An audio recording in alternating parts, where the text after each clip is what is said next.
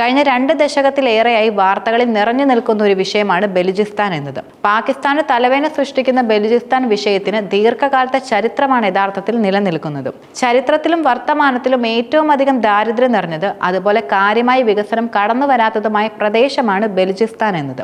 നിലവിലത്തെ കണക്കുകൾ പരിശോധിച്ച് നോക്കുമ്പോൾ പാകിസ്ഥാനിലെ ഏറ്റവും സാക്ഷരതാ നിരക്ക് കുറഞ്ഞതും, അതുപോലെ മാതൃശിശു മരണനിരക്ക് ഉയർന്നതും, ഉയർന്ന ദാരിദ്ര്യ നിരക്ക് ഉള്ളതുമായിട്ടാണ് ഈ പ്രദേശം നിലനിൽക്കുന്നത്. നിലവിൽ പാകിസ്ഥാന്റെ പടിഞ്ഞാറേ അറ്റത്ത് സ്ഥിതി ചെയ്യുന്ന ഈ പ്രദേശം ആര്യാധിനിവേശത്തിന് മുമ്പ് തന്നെ ജനവാസമുള്ളതായിട്ടാണ് കൂടുതലും കണക്കാക്കപ്പെടുന്നത്. ഈ പ്രദേശത്ത് ദ്രാവിഡ സ്വാധീനം ഉണ്ടായിരുന്നുവെന്നും കരുതപ്പെടുന്നുണ്ട്. ബ്രിട്ടീഷ് കൊളോണിയൽ കാലത്തിന് മുമ്പ് ആരംഭിക്കുന്ന ചരിത്രം മുതൽ ചിതറിക്കിടക്കുന്ന സമൂഹമായിട്ടാണ് ബലൂചിസ്ഥാനെ കൂടുതലും കണക്കാക്കുന്നത്. 18-ാം നൂറ്റാണ്ടിന്റെ മധ്യത്തിനെ തുടർന്ന് നാസിർ ഖാൻ എന്ന നേതാവായിരുന്നു ബലൂചിസ്ഥാനിലെ ഗോത്ര വിഭാഗങ്ങളെ കൂടുതലും ഏകോപിപ്പിക്കുകയും 25,000 പേരുടെ സൈന്യമുണ്ടാക്കുകയും ചെയ്തിരുന്നത്. അങ്ങനെ ചെയ്തുകൊണ്ട് ഈ മേഖലയിൽ ആദ്യത്തെ ഭരണ സംവിധാനം രൂപീകരിച്ചതെന്നാണ് ബലൂച്ച് മിത്തോളജിയിൽ പറയുന്നത്. ഈ സംവിധാനം കാലക്രമേണ തകർന്നു. ബലൂച്ച് ഗോത്ര വിഭാഗങ്ങളും സമീപ പ്രദേശത്തെ പഷ്തൂണുകളും പഞ്ചാബികളും തമ്മിലുണ്ടായ പ്രശ്നങ്ങൾ ഈ പ്രദേശത്തെ ഇല്ലാതാക്കി.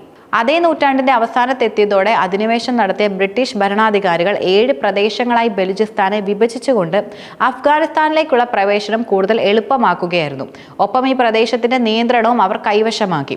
1884-ൽ ബലൂചിസ്ഥാനെ ബ്രിട്ടീഷ് ഇന്ത്യയുടെ ഭാഗമാക്കി മാറ്റിയിരുന്നു. പക്ഷേ 7 മേഖലകളിലായി തിരിച്ച ബ്രിട്ടീഷ് നടപടി ബലൂജിലെ ഗോത്രവർഗ്ഗങ്ങൾ തമ്മിലുള്ള ആഭ്യന്തര പ്രശ്നങ്ങൾക്ക് വലിയ രീതിയിൽ വർദ്ധിപ്പിക്കുകയായിരുന്നു ചെയ്തിരുന്നത്.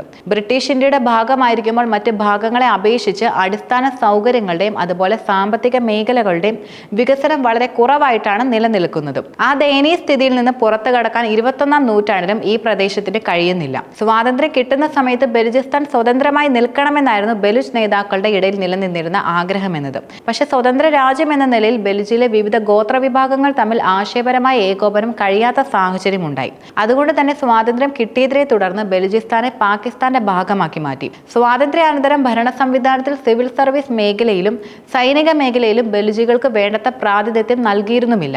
അപ്പോൾ തന്നെ ആ മേഖലയിൽ ശക്തമായ സ്വാധീനം ഉണ്ടായിരുന്നത് യഥാർത്ഥത്തിൽ പാകിസ്ഥാനൊപ്പം ചേർക്കപ്പെട്ട പഞ്ചാബ് പ്രവേശിൽ നിന്നുള്ളവർക്കായിരുന്നു. പാകിസ്ഥാനോടൊപ്പം ചേർക്കപ്പെട്ടിരുന്നുവെങ്കിൽ പോലും ബലൂചിസ്ഥാനിൽ പിന്നോക്ക അവസ്ഥ അപ്പോഴും നിലനിന്നിരുന്നു.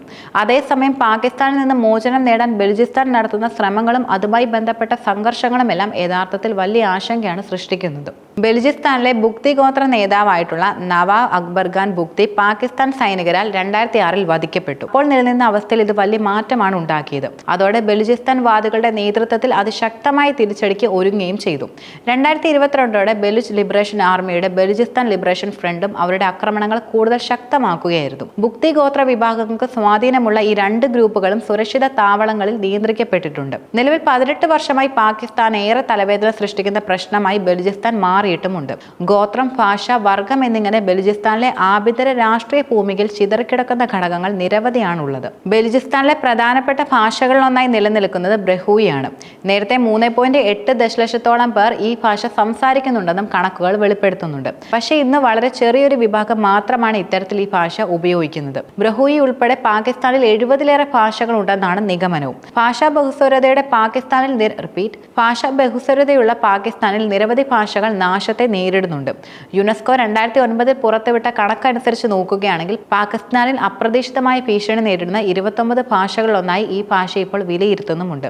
ബ്രഹൂയിക്ക് ദക്ഷിണേന്ത്യൻ ഭാഷകളായ മലയാളം, തമിഴ്, കന്നഡ, തെലുങ്ക് എന്നിവയുമായുള്ള സാമ്യമാണ് ബലൂചിസ്ഥാനിൽ ദ്രവീഡിൽ ബന്ധമുണ്ടായിരുന്നുവെന്നത് തെളിവായി ചരിത്രകാരന്മാർ കൂടുതലും വീക്ഷിക്കുന്ന കാര്യം. ദക്ഷിണേന്ത്യയിൽ നിന്ന് 2000 കിലോമീറ്ററിലേറെ ദൂരത്തുള്ള പ്രദേശത്തു കൂടിയാണ് ഇന്നും ഈ ദ്രവീഡിയൻ ഭാഷ പ്രധാനമായിട്ടും നിലനിൽക്കുന്നത്. ബ്രഹൂയി ഭാഷയുടെ വ്യാകരണ ഘടനയും അതുപോലെ പദാവലിയും ദക്ഷിണേന്ത്യൻ ഭാഷകളുമായുള്ള സാമ്യം വ്യക്തമാക്കുകയാണ്. ബ്രഹൂയി എന്നത് യഥാർത്ഥത്തിൽ ചരിത്രം രേഖപ്പെടുത്തുന്നത് 17-ാം നൂറ്റാണ്ടിലായിരുന്നു. മുഗൾ ഭരണകാലത്തും അതുപോലെ ചില രേഖപ്പെടുത്തലുകൾ നിലനിൽക്കുന്നുണ്ട്.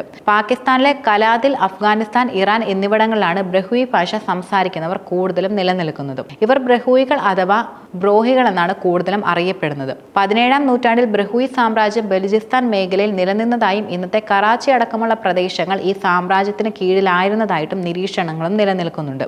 ഇന്തോ ആര്യൻ ഭാഷകൾക്കിടയിൽ എങ്ങനെയാണ് ഒരു ദ്രവീഡിയൻ ഭാഷ വന്നതെന്ന് സംബന്ധിച്ച് ചില ചരിത്ര പണ്ഡിതന്മാർ മുന്നോട്ട് വെക്കുന്ന അഭിപ്രായം എന്നത് ദ്രവീഡിയൻ സംസ്കാരമാണെന്ന് കരുതപ്പെടുന്ന സിന്ധു നദീതട സംസ്കാരവുമായി ബന്ധമുള്ളവരായിരിക്കാം ഇവർ എന്നതാണ്. കൂടാതെ അന്നത്തെ സാഹചര്യത്തിൽ അവർ ബലൂച്ച് ഭാഗത്തേക്ക് മാറിയിരിക്കാം. ബ്രഹൂയികൾ 12-ാം നൂറ്റാണ്ടിൽ ആ ഭാഗത്തേക്ക് മാറിയവരാകാം എന്ന വീക്ഷണവും ഇപ്പോൾ നിലനിൽക്കുന്നുണ്ട്.